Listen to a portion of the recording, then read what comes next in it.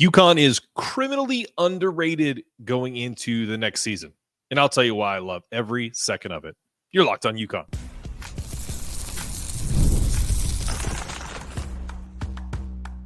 You are Locked On UConn, your daily podcast on the Yukon Huskies, part of the Locked On Podcast Network, your team every day.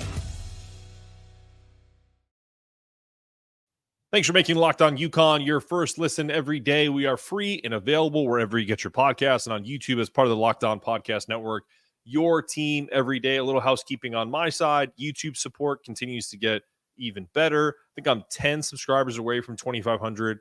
Amazing. I'd love to have all of my subscribers download the audio version wherever you get your podcasts as well.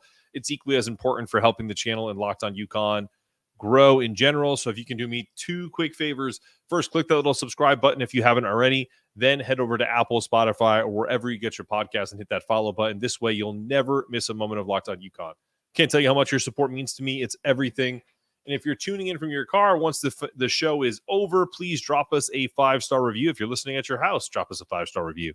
Good reviews trigger all kinds of referrals so we can get people that are interested in more UConn content. Today's episode is brought to you by Game Time.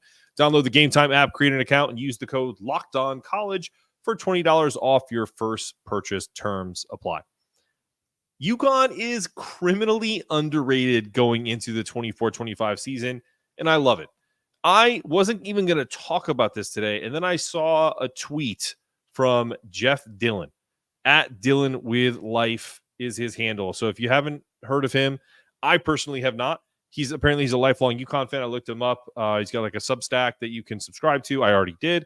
So hopefully Jeff will see this and come on the show and talk about it, because I'm going to read his tweet verbatim and give him some love, because he's spot on. And it's something that I've talked about for months, which is UConn is being criminally underrated for the 24-25 season.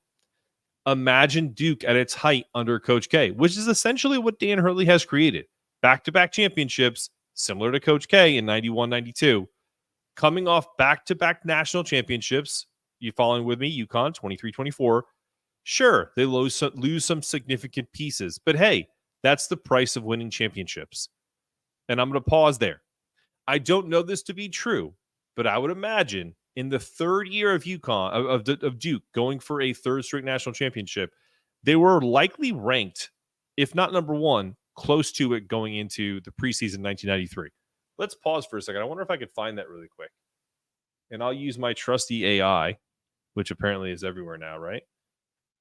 Who was ranked preseason number one in men's? Let's see if this does it. College basketball in 1993. While that spits out, the rest of this is, sure, they lose some significant pieces, but hey, that's the price of winning championships, right? But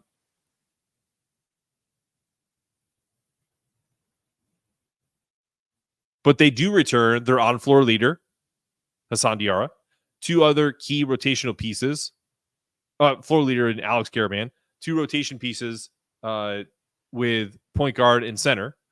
And also, they have a 4 out of 5 from the top 5 recruiting class the previous year. And they added 2 high-impact transfers in Ada Mahaney and Terrace Reed, a top 10 recruiting class that includes Ahmad Noel, Isaiah Abraham, and one of the most pro-ready freshmen in the country. I think he is equally as pro-ready as Cooper Flagg, just doesn't get the same fanfare as Liam McNeely, and that's Liam McNeely. So this team would and should be a lock for preseason number one. Go ahead and underestimate Dan Hurley once again. So my whole outlook on this is, just like I've said before, good. Let them sleep. Let these people in the media, John Rothstein was there and didn't really quote this to a T, but said a lot of the same things that I've been saying over the last few months. And I get it. What else are you going to talk about? You're going to talk about the potential of solo ball, the crazy ability of Isaiah Abraham that is a surprise to a lot of people. Ada Mahaney being this impact transfer that everyone thinks is going to be similar to Cam Spencer, but in reality, I think he's more of a Tristan Newton type. Terrace Reed being underappreciated at Michigan because that team was terrible and he was coached by coaches who really don't have any business coaching college basketball. And now he's with the best coaching staff in the country. What we're going to get out of him once a top 30 recruit. So despite all of that, I looked at it like, I don't watch this all the time, but I'm kind of getting back into it. And I caught up recently with, it's a pretty popular show on Netflix, Cobra Kai, right? It's the Karate Kid story. And even if you went all the way back, as us old guys do, to the original Karate Kid, there's a recent episode, and I won't give too much away because I don't know if people have watched it or not, where one of the villains says, my best student, who I considered the most talented and unbelievable student, and, you know, in this case, it's a fighter, was beaten by a weakling who had 6 weeks of preparation. And the one thing that we couldn't combat was his heart. And the whole storyline was, how do you beat a champion that has heart that you may be more skillful than? And I think that's something that UConn has kind of hung their hat on over the years is, can we put our talented teams up against some of the most talented teams in the country? Absolutely. And we're starting to kind of flip that script, or we're on the other side of that. But the one thing that remains is the heart of a champion, that fighting spirit. And that's one thing I don't think Dan Hurley will ever, ever, ever give up till his dying day, is that kind of that spirit and that mirror UConn approach of looking at Dan Hurley and thinking, this guy is not a prima donna. I mean, all you have to do is put Dan Hurley in a image search on Google, and most of the pictures that you will find are of pain, of frustration, either with the officials or with the way a drill has been done. And it's all done because of his love of basketball and perfection and getting better each day, right? There's no perfection. There's only getting better, right? So that's what that show reminded me of that today. And I want to thank Mr. Dillon for reminding me that this is an important thing for UConn, because they're at a key point where they're trying to evaluate who's going to be here. This is a team that is 100% going to compete for a national championship again this year. And we're going to talk about media labels and why a lot of times this happens. It's not just about Duke. It's just about the way it's beyond laziness as to why labels are put on specific people, genres, corporations, companies. When you hear certain things, you automatically think what they are, your perception of it. So we're going to talk about that coming up after this. Hey, UConn fans, summer is the perfect time to catch a Major League Baseball game. This year, I'm looking forward to making more great memories, and Game Time is a way to get your tickets. Game Time is an authorized Major League Baseball ticket marketplace that makes getting tickets easy. I found amazing deals on Game Time for upcoming games like Yankees versus Red Sox, and even some Mets games. I know you guys got some Met fans up in Connecticut. I can see the view from your seat before you buy, and all-in pricing means no surprise fees. Plus, with flash deals and zone deals, you can save up to 60% last minute. Check out Game Time for easy, convenient ticket buying. Great deals. Download the app and use the promo code LOCKEDONCollege for $20 off your first purchase.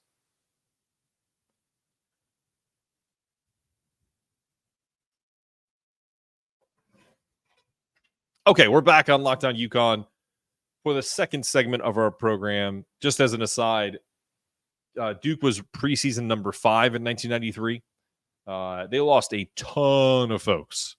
Different time. They lost pretty much their entire starting 5, including Dan Hurley, Christian Laettner, Thomas Hill, Grant Hill.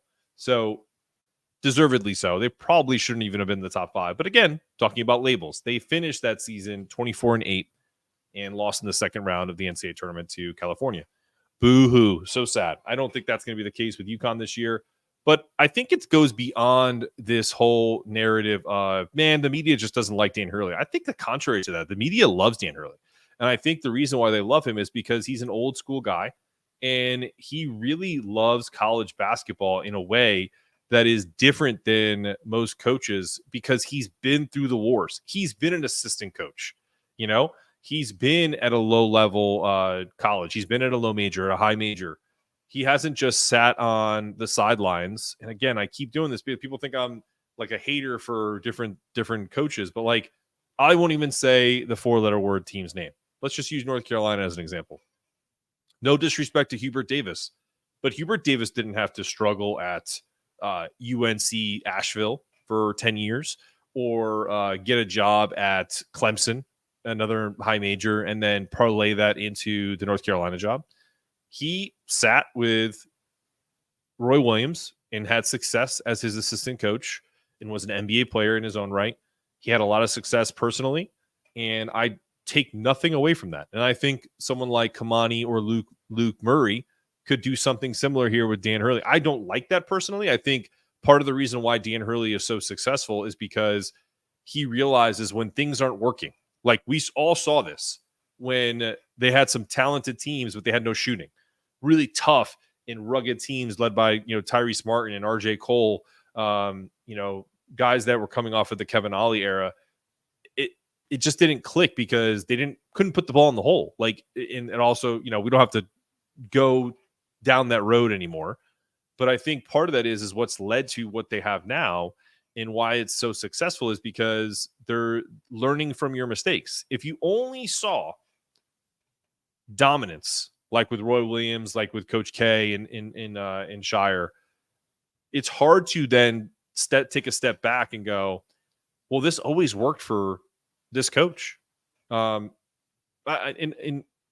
seen it in different areas. You know what I mean? So it's one of those things where labeling teams like Duke should always be in the top 5 preseason, right? Because they're Duke, Kansas, Kentucky. They're always going to have inflated rankings. We can do it in other sports or in other ways of life. Notre Dame. A lot of you are Notre Dame football fans, I'm sure, because you live in the Northeast, most of you. That was what we watched when we were kids on NBC, Notre Dame. The Rick Meyer and the Jarius Jackson days, if you remember that, right? Now, after this, when was the last time Notre Dame played a big-time football game where they didn't get destroyed? The Alabama BCS title game comes to mind. Been to the playoffs, I think, once or twice, and got beat horribly both times because they don't have the same athletes that all around the board that an Alabama gets, or a Georgia, or hell, even a Mississippi, because of academic standards. But they're still considered a national power, right? Because it's Notre Dame. We can look at it from cars. There's not much difference between a Lexus and a Mazda these days, but there's a difference in price. My Kia minivan is about $20,000 cheaper than a Toyota minivan. Not much difference there. Just branding, right? Political year. I don't care who you vote for. It has nothing to do with it. But what are the labels? If you're a Republican, you want lower taxes and your family values and you're pro-religion. And if you're a Democrat, you are a progressive, you're pro-union, body autonomy. These are just labels. It doesn't mean that's who you are. I mean, I know Democrats that are huge Second Amendment guys and vice versa. I know some Republicans that are, staunchly against or pro-choice because they only like all of the non-social issues. So again, it's not to get political. I'm just talking about it in the terms of how you are perceived. And UConn, for whatever reason, over time, has been perceived as an underdog. And it's the reason why we have articles that like Jeff Borzillo did with Rob Douster, I think last year, of, is UConn a blue blood? Like, do we really need to have that conversation? Even before last year winning back-to-back, they had won 5 titles since 1999. And it's not like the 90s didn't exist and we weren't getting to Sweet 16s and Elite 8s and getting this close to Final Fours with some pretty incredible teams. Ray Allen-led teams, Danielle Marshall-led teams, Nadav Hennefeld, Tate George, Chris Smith. I mean, Scott Burrell, Cliff Robinson. These were iconic players in UConn history. So I really think it really just comes down to it's like AP voting. Oh, North Carolina's, are they pretty good this year? Yeah, we'll rank them in the top 10. Oh, Kentucky, yeah, they lost John Calipari, but Mark Pope is a pretty solid coach, so we're going to rank them in the top 10. So despite back-to-back national championships, UConn is still viewed as an underdog. And due to those historical perceptions, I could care less. I think it's great. I think it helps Dan Hurley fuel this team that has back-to-back rings, but it's essentially a whole new group, with the exception of Alex and Samson and Hassan. Even Jalen and Solo only played a little bit of minutes. So it's a group that is going to come in hungry, looking to prove itself and start its own legacy as being a team that did something that hasn't been done since the John Wooden era. So have them keep doubting. I'm super excited about that. And I couldn't be happier about what that means going forward. So are you watching Fox Sports or ESPN on your TV all day? Have to not turn down the volume with all that shouting. Make the switch to Locked On Sports Today, a free 24/7 sports streaming channel program for you every day to bring you the biggest stories about all the streaming. Locked On Sports Today brings you the can't miss analysis, opinions, and news, streaming 24/7 on YouTube or the free Amazon Fire TV channels app, part of the Locked On Podcast Network, your team every day. When we return, what are we going to talk about? What is Dan Hurley's strategy going into next season? I think you're going to see a lot more of him on media outlets because I think he wants to change the perception of UConn being the underdog.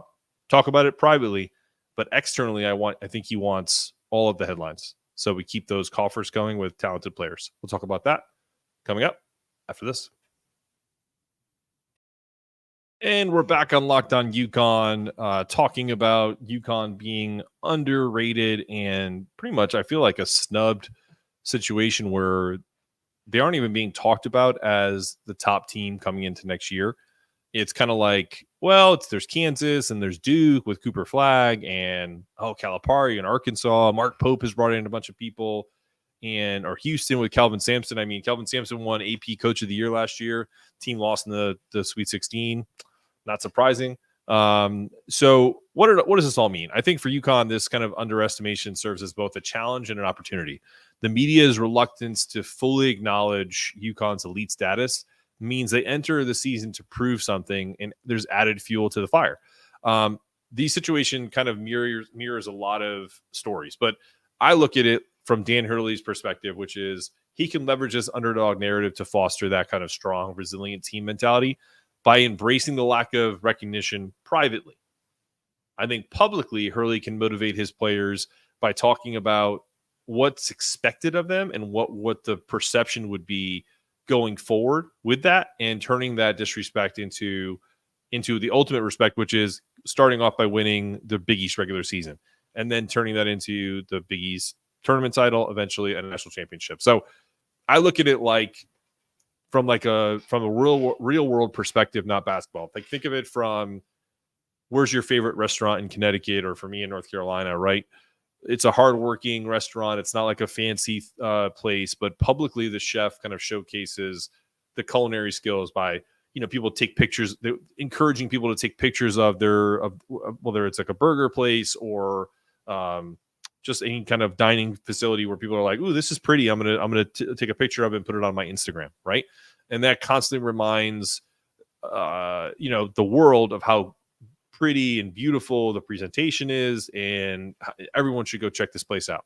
However, on the flip side of that, maybe in the kitchen or the chef is constantly reminding the team that his sous chefs and the people that work for him of the times where they didn't get good critiques, or that they need to exceed expectations, using it as fuel to perfect the craft, right? To innovate, use that one negative review to kind of create a masterpiece. And this kind of ensures that that staff stays motivated. And I know that that's what they do, because we've heard them say that they do that with people using tweets. It's why all of us crazy UConn fans will bookmark some tweets from fan bases or coaches or media members, and then send them to I think Luke Murray does that, and they use that as motivation. So I think Dan Hurley is similarly using the public recognition to validate UConn's success, while also privately maintaining that underdog mentality to drive that continuous improvement. So I think it's a really smart play, and I don't think it's kind of talking out both sides of your mouth. As a coach, you got to wear many hats. I know when I coached either high level players on the low levels of the ATP tour, and even like juniors and adults that were pretty good, you kind of have to find the balance of who that person is. And I can't imagine of a group of young men that have multi different personalities where you're this kind of like driven, successful guy. And now that he's won 2 national championships, it's kind of like it's either his way or the highway. You don't even have to go. You don't even have to think about, well, what did Solo Ball think about that practice today? Doesn't matter. You're either, toughen up, cowboy up, whatever terms you want to use to get on his level, or you transfer or you get out. So there's options, but I really do. And I'm not saying Solo is anything. I just use one example. So I do think that Dan Hurley loves this mentality that they're not going to be the number 1 team coming in, because it gives them an opportunity to grow into that best team in the country and kind of slide into the radar. Let Kansas have all the love. Let Duke have all the love. And essentially takes a lot of pressure off the players, not him, because he's always going to put pressure on himself. So Locked On has launched the first ever national sports 24/7 streaming channel on YouTube. And now it's also available on the Amazon Fire TV in the free Fire TV channels app. Locked On Sports Day is here for you 24/7, covering the top sports stories of the day with local experts of Locked On, plus our national shows covering every league. Find Locked On Sports Today now available on the free Fire TV channels app. This has been another episode of Locked On UConn. I'm your host, Mark Zanetto, asking you to stay locked in, stay connected, make sure your toughness meter is always rising. And as always, go Huskies.